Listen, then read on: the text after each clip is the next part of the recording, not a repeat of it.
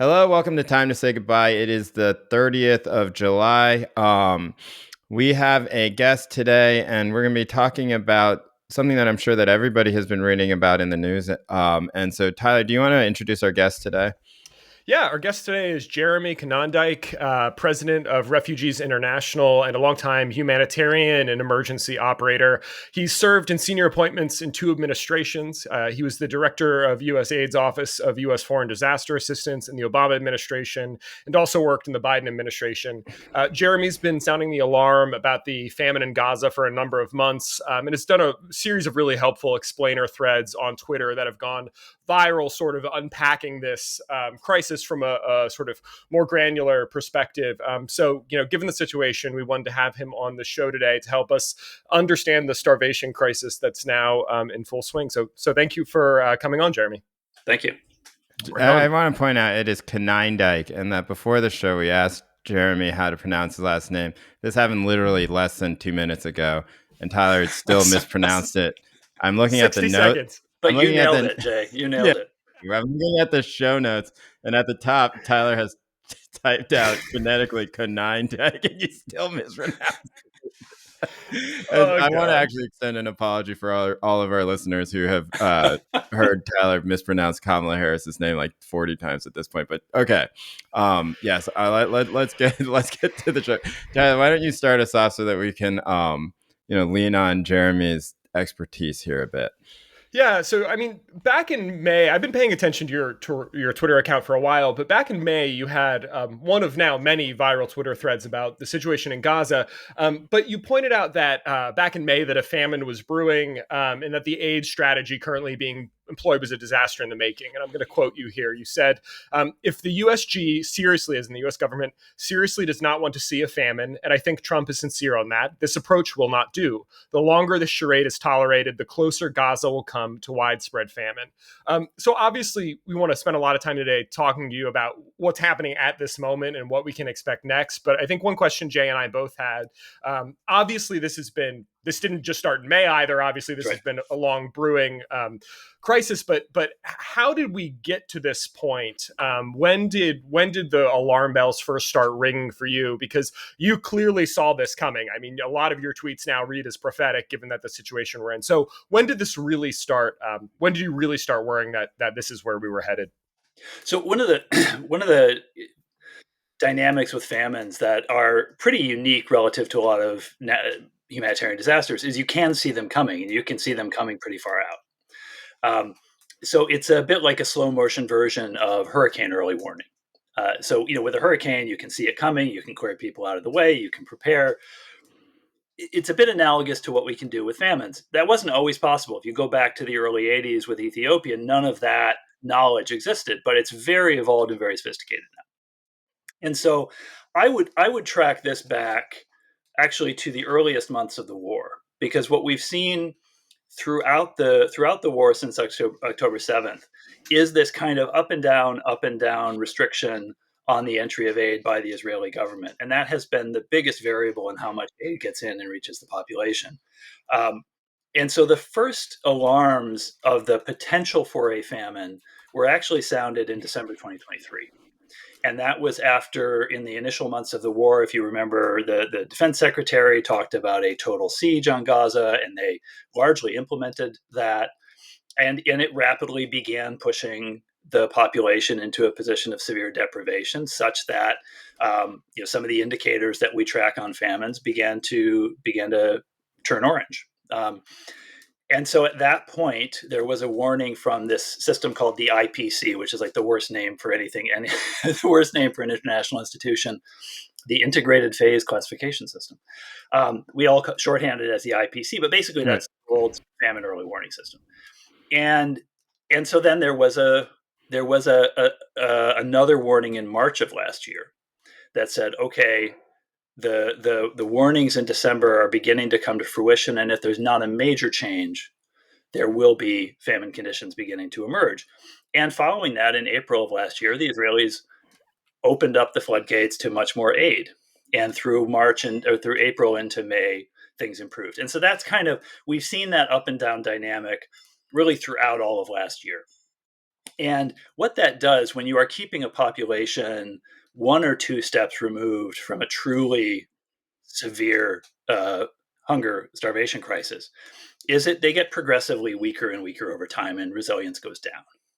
And so by the time then that the Israelis reimposed a total blockade in March of this year, um, there was really very little resilience left in the population. And so they were much more vulnerable to rapidly going in towards severe malnutrition and ultimately mortality outcomes than they would have been a year prior. And that is now what we're seeing. And so Yeah. when I tweeted in May, it was sort of against that backdrop.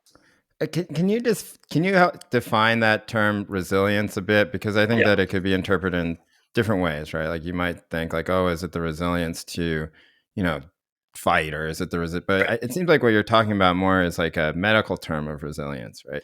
It's a medical and an economic and even in some ways social term. So it refers to what are people's coping strategies to deal with food deprivation, and how much it's partly a health issue in how healthy are they, how well nourished are they, uh, how much do they have in terms of reserves of money, in terms of reserves of food. So what we will typically see in famines in other settings is people will run first through their own food stocks. They will run through their money. They will begin selling off their possessions, and progressively, just we call that asset stripping is the technical term, stripping through all Mm-hmm. the assets that they have until they have nothing left. And so a year ago, people still had assets. Mm. Now they have none. A year ago, people were in healthier, rough but healthier physical condition. Now they are in much worse shape, and of course, throughout all that, they're being displaced multiple times. They have lost their homes. They have lost family members. They have potentially been injured themselves, and so all of these things are kind of bound up in this idea of resilience and how vulnerable they then are to the kind of starvation shock that's been playing out there over the last few months. Is there like a historical corollary that you would look towards? Because I think that, famine is something that if you grew up in the 1980s, 1990s, maybe you had some Yeah, familiarity with, but that yeah, the term is certainly not something that is that familiar, I think, to a lot of younger people, right, including a lot of our listeners. I do remember the images from Ethiopia just because I'm a bit older, and leads you to do stuff like read Amartya Sen's work or whatever. Like right. there was like a progression that came out of it, but it seems like until now that it hasn't had the same salience, at least in terms of geopolitics. But is there some example that you look to in the past about what might happen and what has been happening? Yeah, I'm of that same era. So I remember having the We Are the World record Right. for the '84 famine in Ethiopia. And what the '84 famine and really any famine comes from is not just, sometimes there are natural causes, but fundamentally it comes from political obstacles. And so you referenced Amartya Sen. Amartya Sen's thesis about this was you don't have democracies and you don't have famines and democracies. The idea being, if you have a responsive government, they will not allow a famine to occur.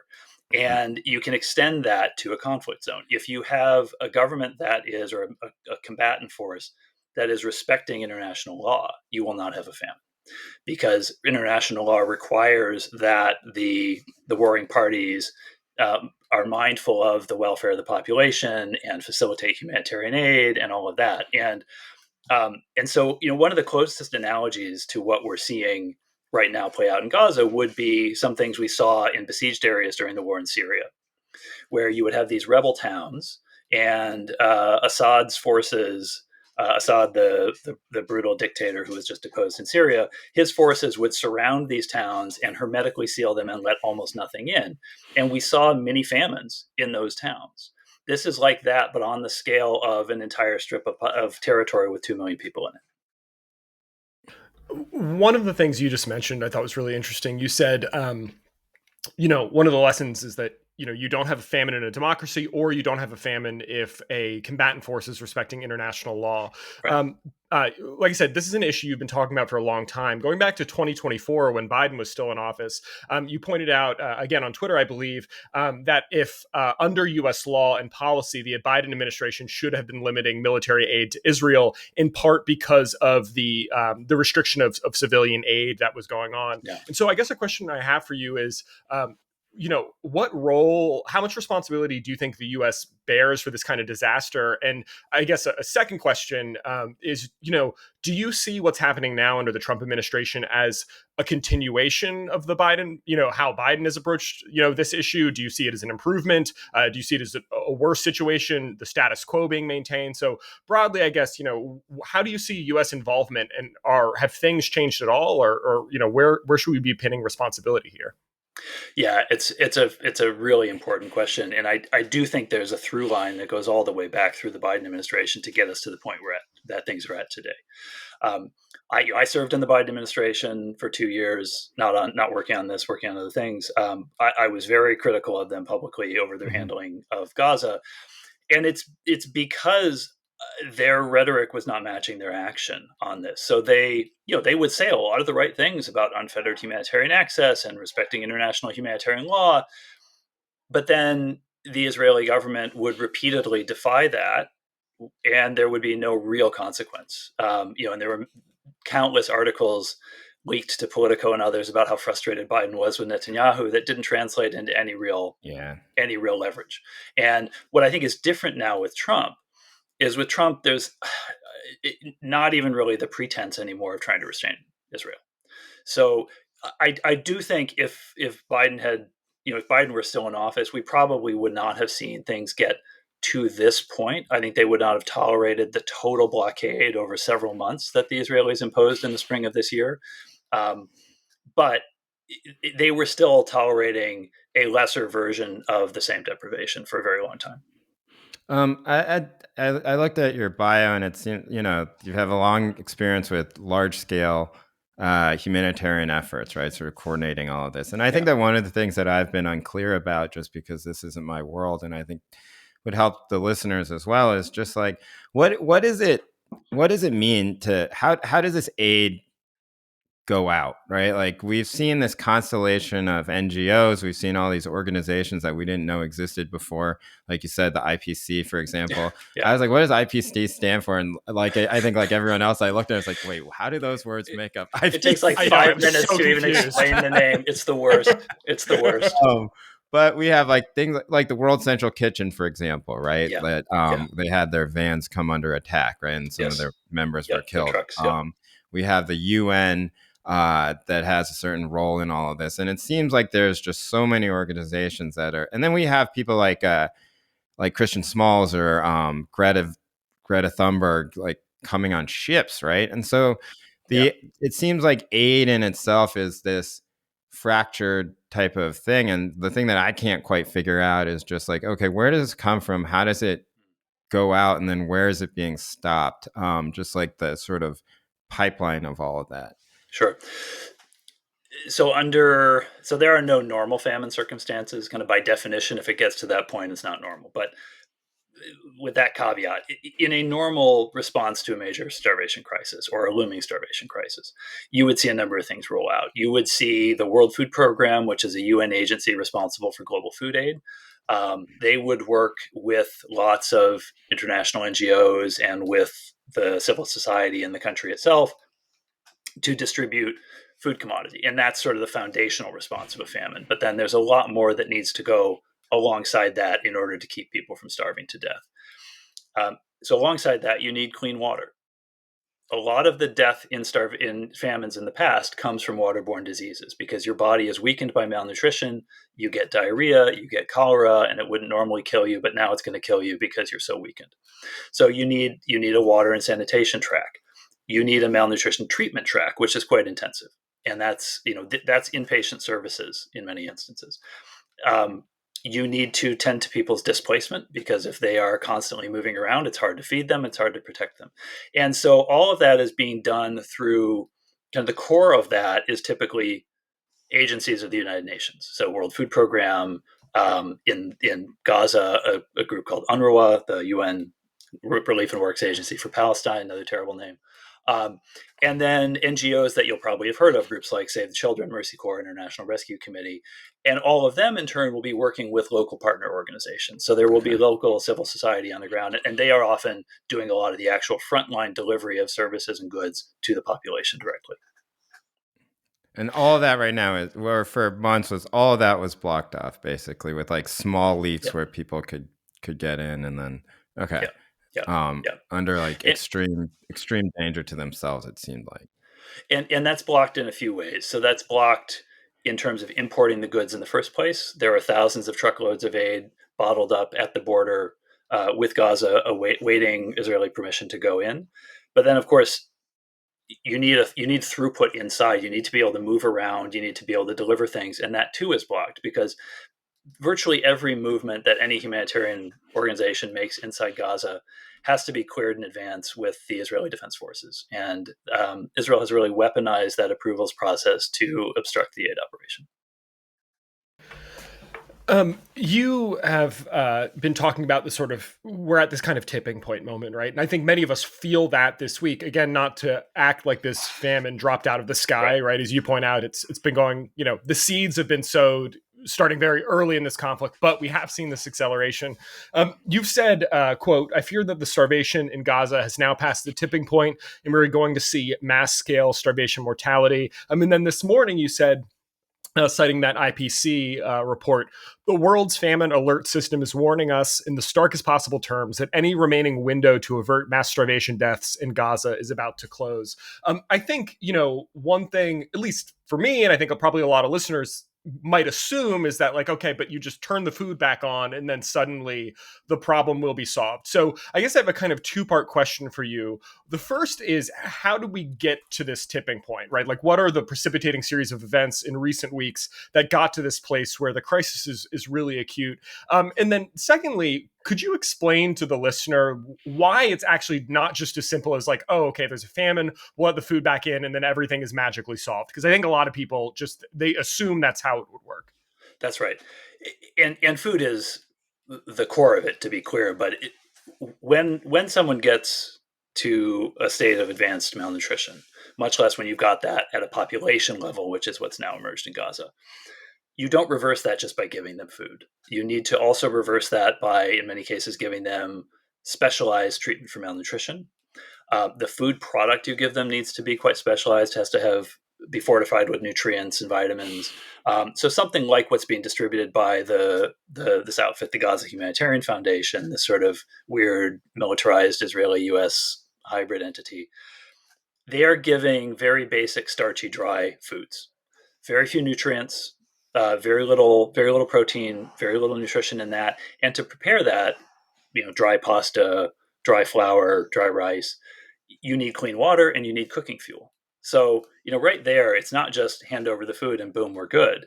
Well, people also need water systems that can give them clean water to cook with. They need a home or a place where they can cook. They need cooking fuel to prepare the food. If you don't have any of that, the food aid on itself is pretty useless. And so there's a whole, you need to think of sort of the ecosystem around that food aid that enables the food aid to turn into actual sustenance for a human. Yeah, that makes sense. When do you? Sorry. Go ahead, Jay. No, go ahead, Ty. I was just going to say, when do you?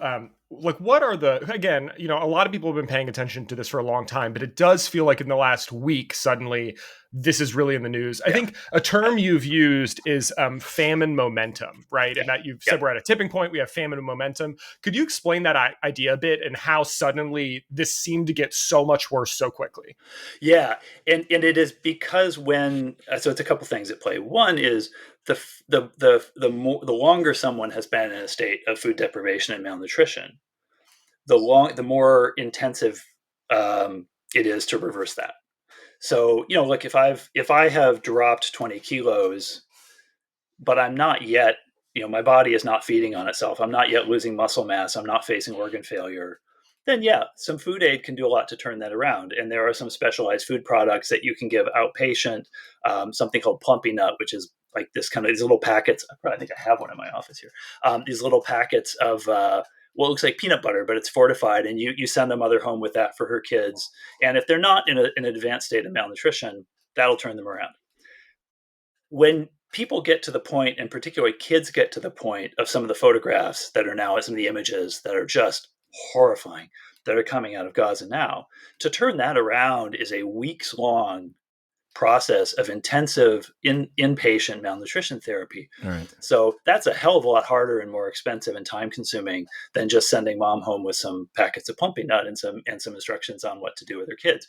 So the longer you wait to address that, and the further the population gets down that path, the harder it is, the more momentum the famine has, because the more intensive and time consuming and expensive it is to turn that around. And then, of course, in addition to the food, you have to have the water, you have to have the healthcare, you have to be treating waterborne disease, and all of that just gets exponentially more difficult and burdensome and time consuming the longer you let a famine develop.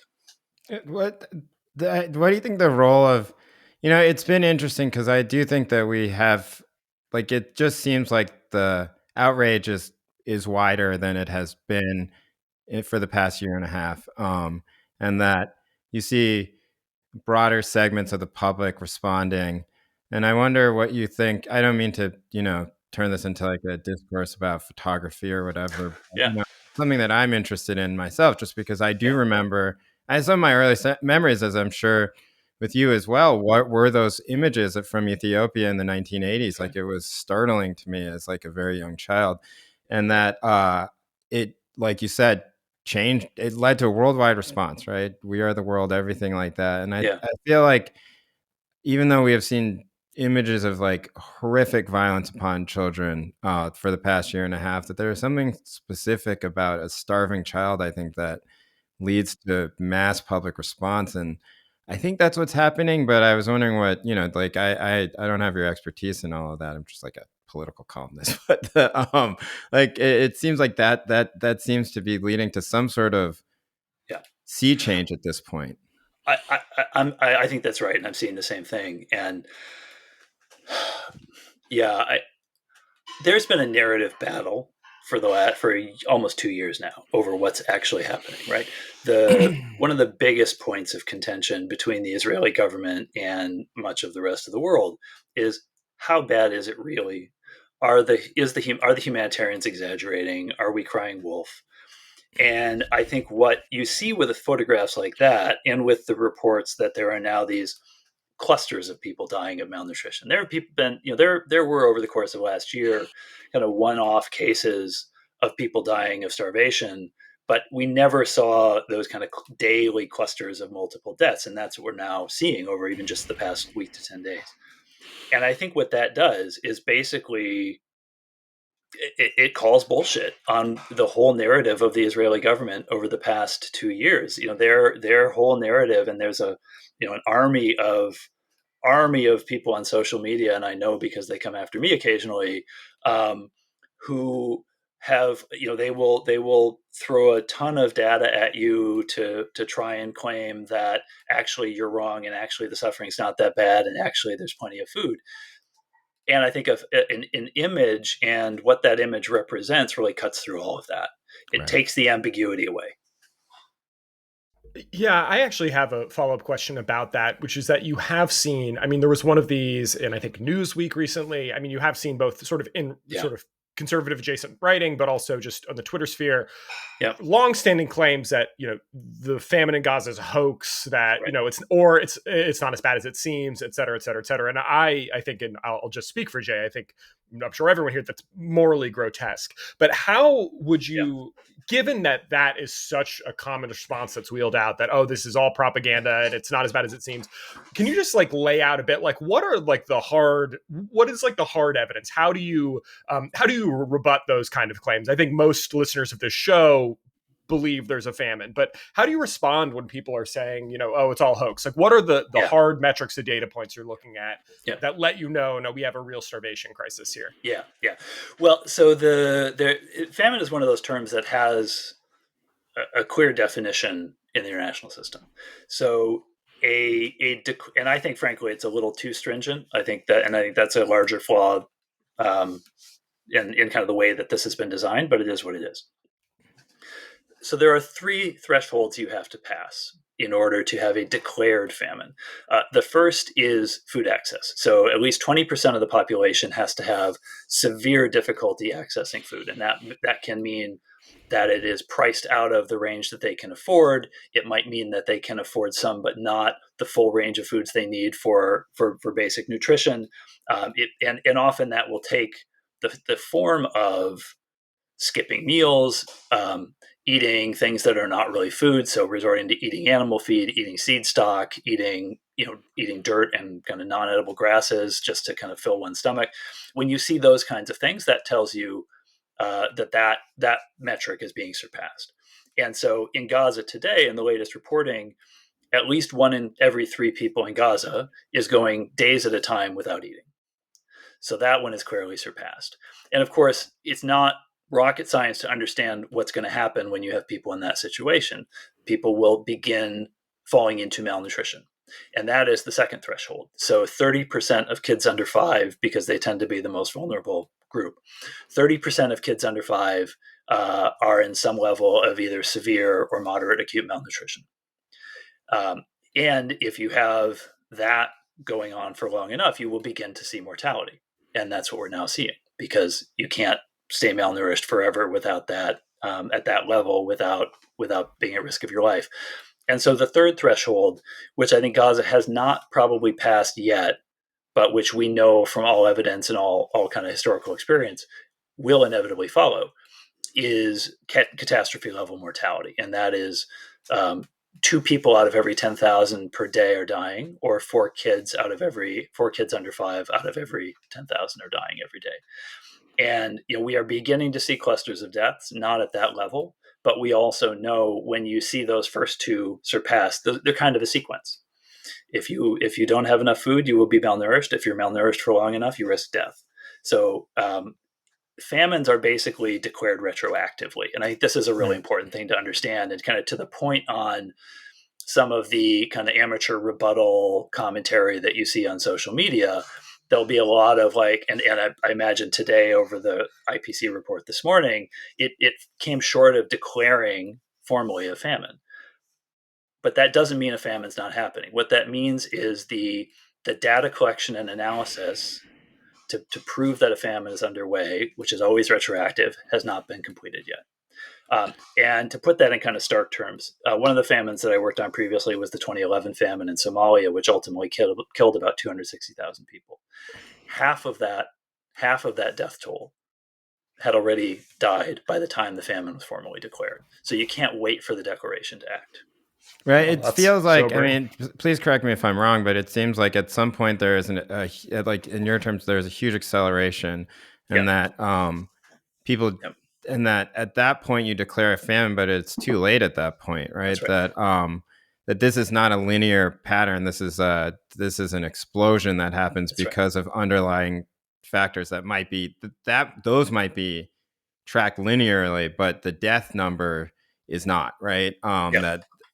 One of the questions that I had then was, even for people who survive, right? Like what sort of long-term health effects are there? Just because I would imagine that there is both the death toll, but there is also a long-term, I don't know, not just societal and cultural impact from all of this, but just sort of a medical impact from all of this where people are not the same, right? And you have a whole population of people in Gaza who are going through collective starvation, and that those effects are going to be showing up 20 years even if they're still alive.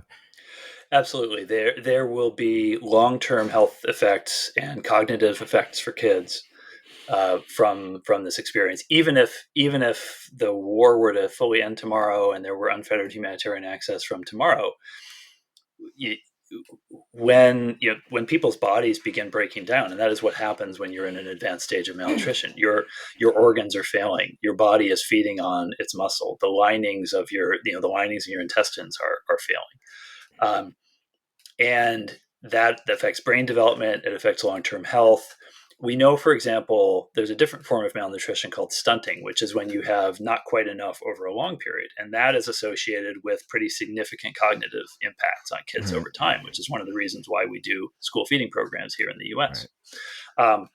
So you can imagine how much more acute that is when it's not just a little bit of malnutrition over time. It is an aggressive amount of malnutrition bringing someone to, adjacent to death. Even if they survive that, their body will carry that impact, and their development as kids, they will carry that impact throughout their lives.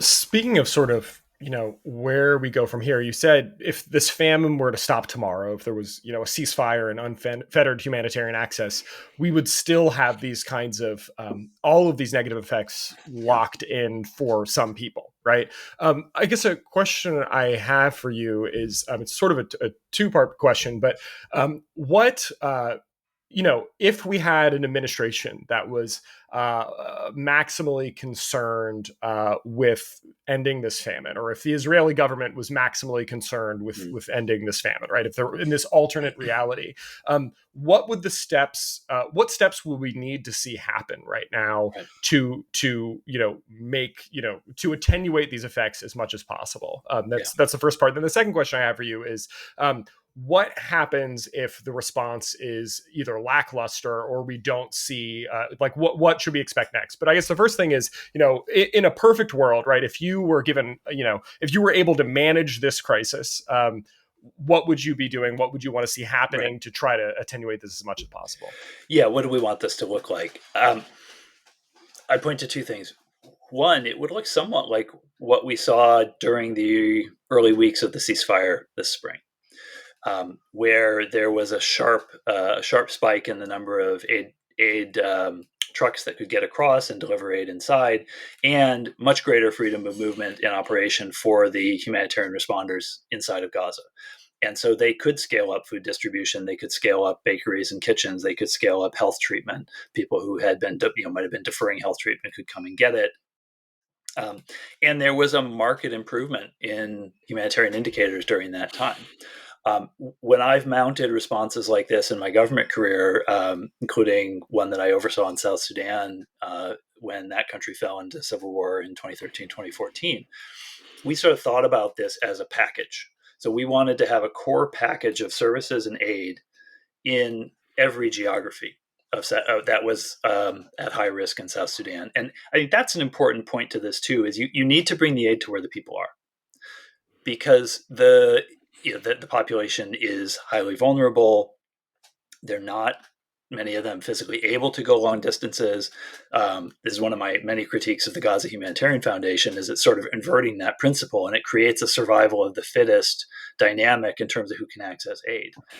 That gets it badly wrong, because the people most at risk are the people you most need to get to, and they're the least able to get to the aid, to distant aid sites on their own. So you really need to bring the aid to where they are, and then have a core package of food that is nutritious and adequate, water, sanitation so that you're avoiding waterborne diseases, inpatient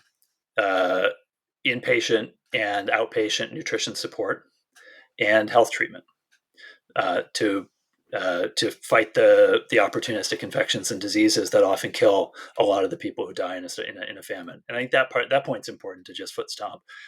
In past famines, many of the people who die are taken by disease before they're taken by starvation, because the diseases that wouldn't normally kill them now can, because their bodies are so weakened.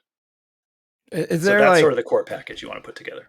Is there I've been thinking about this too for the past few days, and one of the things that I had a question about that was whether or not the infrastructure still exists in Gaza to do the type of medical and large-scale intervention that you're talking about, because it seems just from photos that we've all seen that large parts of Gaza is just rubble at this point, and that when setting up a humanitarian response within, let's say, like an area that still exists, right, that maybe places are abandoned but there's still buildings, there's still infrastructure, you can get it running again. It seems like in large parts of Gaza, especially the most vulnerable parts, that maybe that doesn't even exist anymore, and that would make it quite difficult to do the type of large scale intervention that you need.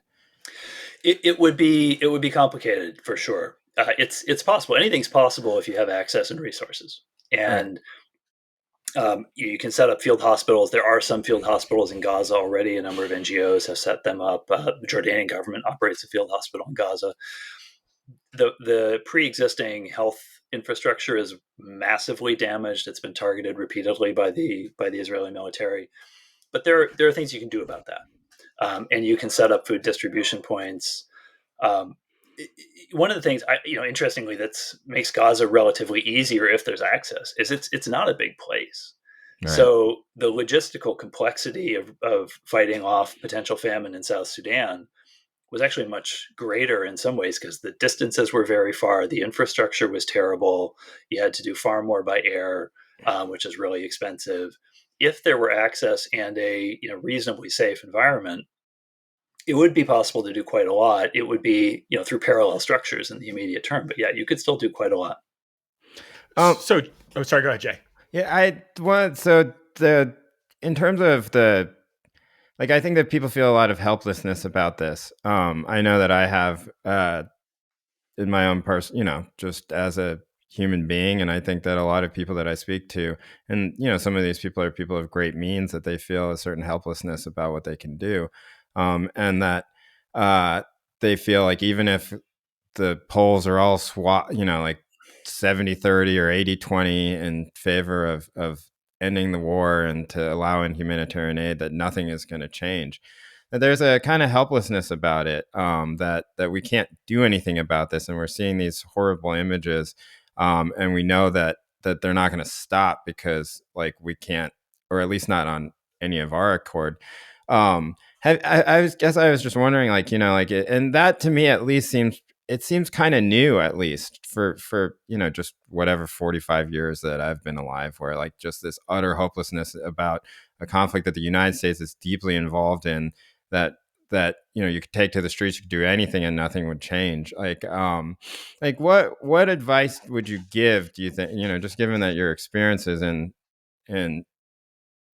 these types of interventions, I guess what role do you think public opinion has, or public thought has, and then what can people do you think, to ward off some of this helplessness?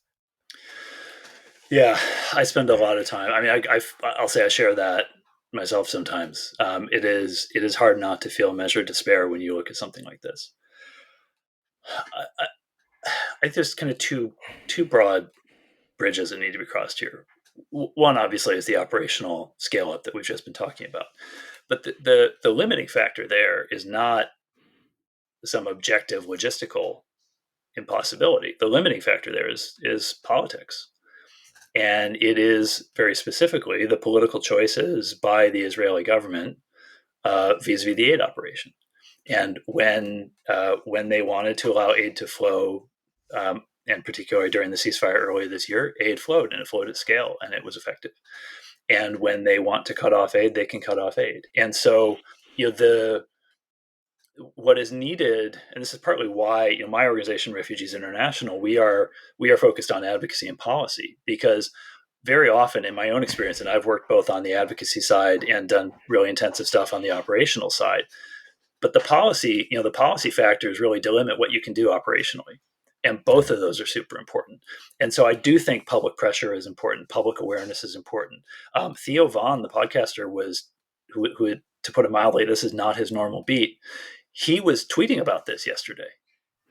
That's huge. And that reaches. And so I think when something breaks through like this to a larger audience and they see those photos, they're not getting wound around the axle of the political blame game first and foremost. They have a very visceral, empathetic reaction first and foremost. And there is a real political salience on that. And I think that's really important. So one of the things I think I hear you saying is really twofold. One is that politics actually does matter. It Hugely. Matters that there's this public outcry, right? Yeah.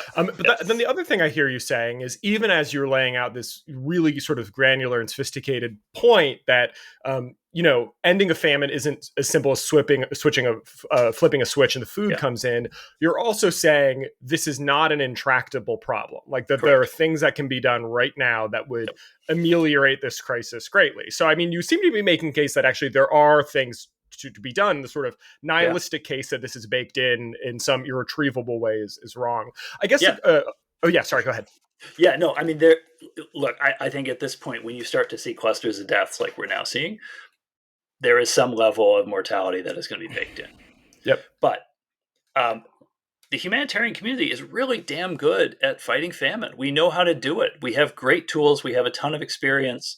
And going back to an earlier part of the conversation, Jay, you were asking, talking about how the younger generations haven't seen this that much. Well, there's a reason for that. Yeah. We don't have these that often anymore because we've gotten a lot better at anticipating, detecting, and fighting them. Yeah,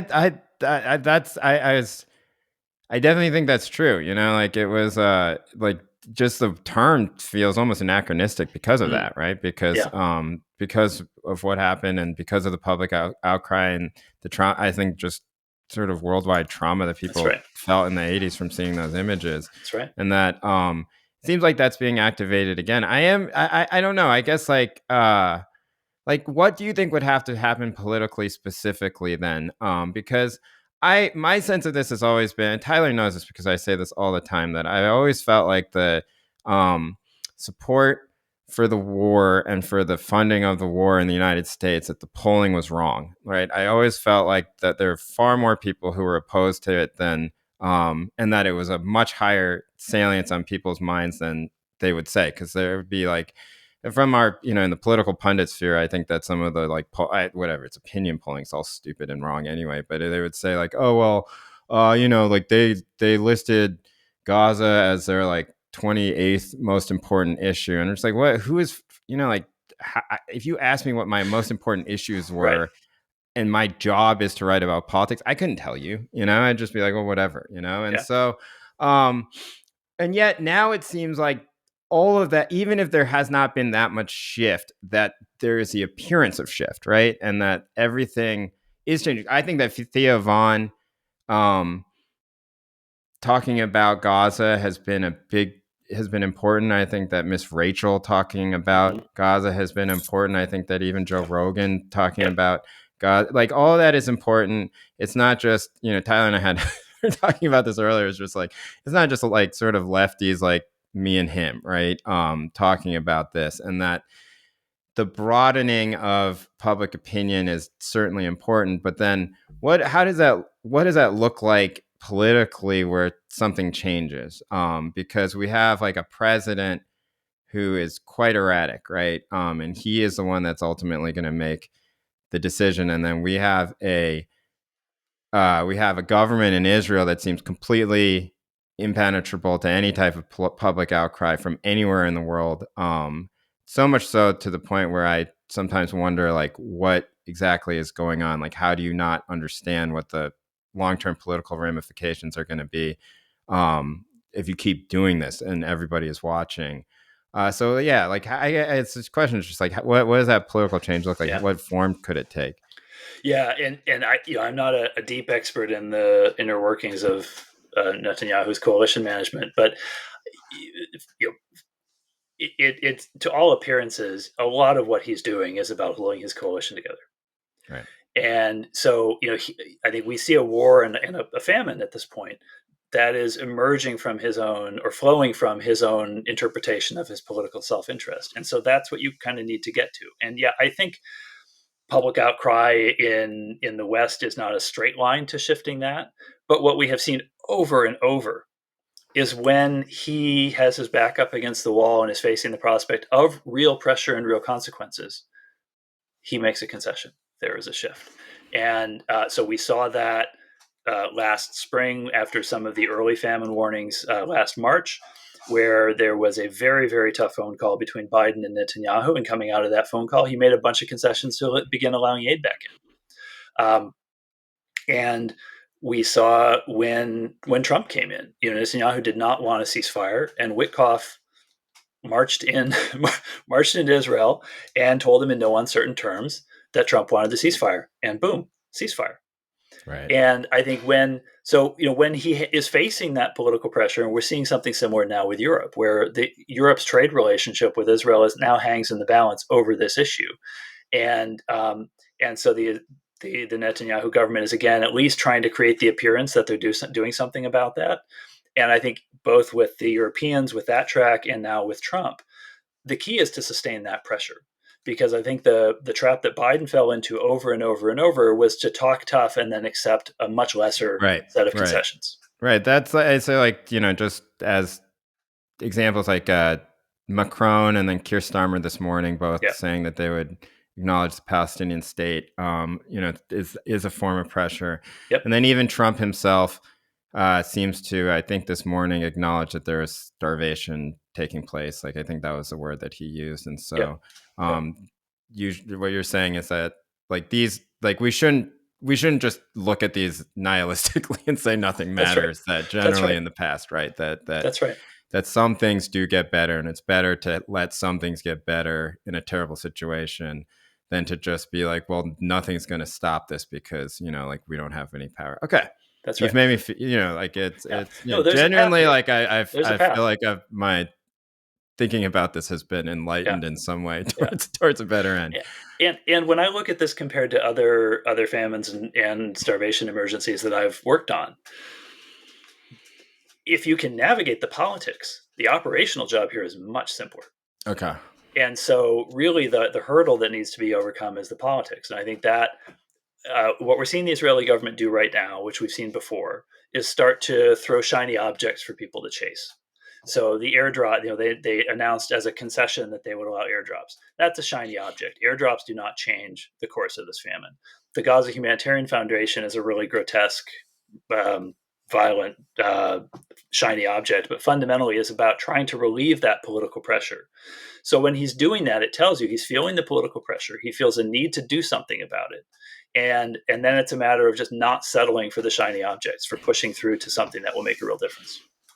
Yeah, I mean, I think the thing about shiny objects is that people can't eat them, and so I think even if they're throwing out these shiny objects, right, there's like, when push comes to shove, I mean, people are either going to die of starvation or they're not. That's right. And so while I absolutely don't want to lose sight of the fact, and I think there's something, to Jay's point, like, really hopeful about, hearing you say, no, this is actually a simpler famine to manage in certain ways, and that they're actually, like, we could mobilize a lot and get a lot done. But there's also something really enraging about that, right? That absolutely. This is something it really is. Really. Yeah. That, I shared, Jay's sense that it's nice to hear that, but it also just, at the same time, it's hard not to have that make you just furious, Absolutely. But a question I have for you is, if we only have like half measures, or, I mean, it seems like, to your point, that Netanyahu is not totally insensitive to pressure. So it seems like something will probably give in one way, shape, or form. But if it falls short of what you laid out earlier, right, which is that, you need inpatient, you need outpatient, you need access to clean water and sanitation. It's not just food. If it falls short of that, and either not much changes or we're in the realm of half measures, when do you think, like, what does the next phase look like? I mean, it's a dark question, but what are we in for if real substantive sweeping changes aren't made? Yeah.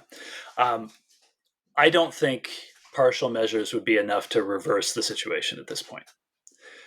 What we've had over the past year and a half has been a sort of partial measures, and it was enough to hold an equilibrium just short of famine, starting from a point obviously very far removed from famine. When now the baseline is different. The baseline is we're basically getting into the famine now. And given the momentum it has, half measures are not going to reverse it. So once you're on that exponential curve in terms of rising malnutrition, that will get you on an exponential curve of rising mortality. And so you need correspondingly exponential outsized deployment of a relief operation in order to counteract that. So it's hard to quantify exactly how many deaths is that going to be. I can't tell you that. What I can tell you is we know from famines in the past that when you begin to see the daily clusters of starvation deaths that we're now seeing emerge in Gaza, those are the weakest people. They die first. It's the youngest children. It's children. There was a whole hubbub the other day about one of the kids who died, and he had, I think he had another he had some other physical ailments, and well, that's the reason he died. Well, no, that's what we always see. You always see the people who are the most vulnerable, who have comorbidities, who have Right. other health problems. They Of die course. first, but they're not the last ones to die. That's the bellwether. And so when we see that beginning, it tells us what's coming next. And I think so that in turn, without a major turnaround of the situation, we know that it will not remain limited to only those most vulnerable. Tyler, like I think this has been extremely helpful, and Yeah. I was wondering if there was like anything that you wanted. Plug is not, but if there was anything you wanted to let the listeners be aware of in ways, because I think that, I just think that this feeling of horror is pretty widespread, and that we are not in power to change that much, right? And that this isn't like some sort of hurricane or disaster relief fund where you can just give Right. money, because like you said, like it's like the politics are the problem here. But is there something that you think that people just can do that you think would be helpful, or at the very least, like uh, a positive thing that our listeners can do? Yeah, look, if you live in a red state, I mean, if you live in any state, but particularly if you live in a red state, you should be reaching out to your congressional members and letting them know that you're horrified by this. Right. That is beginning to break through, and that will make a difference. And I think supporting and getting involved in advocacy, because as I said, I've worked on both sides of this, and I hugely appreciate and value the work of the on the ground organizations. But that only is enabled if organizations like ours can also do our work. So support, not Yeah. losing sight of the importance of advocacy alongside the importance of aid delivery. Yeah, it's funny because I think that there's a way to look at all this and think like, oh well, like the advocacy part isn't as important, but it is important. Yeah. Like Yeah, like you think that was what We Are the World was, right? that's Like exactly right. It was like awareness and advocacy. world changing in a lot of ways, and that type of stuff really does matter. So yeah, wait, Tyler, do you have any last questions? No, I mean, I can't thank you enough. This has been really illuminating, and I think answered a lot of the questions I had, and I'm sure our listeners have, about what's happening, why, and what can be done. Which sounds like quite a lot can be done if the political willpower is there. So, no, thank you Absolutely. so much. It's been really eye opening. I appreciate Yeah. it. I really appreciate it. Thank you. And if you could just hold on once, like here, just because we need to download the files. But yeah, I really appreciate this.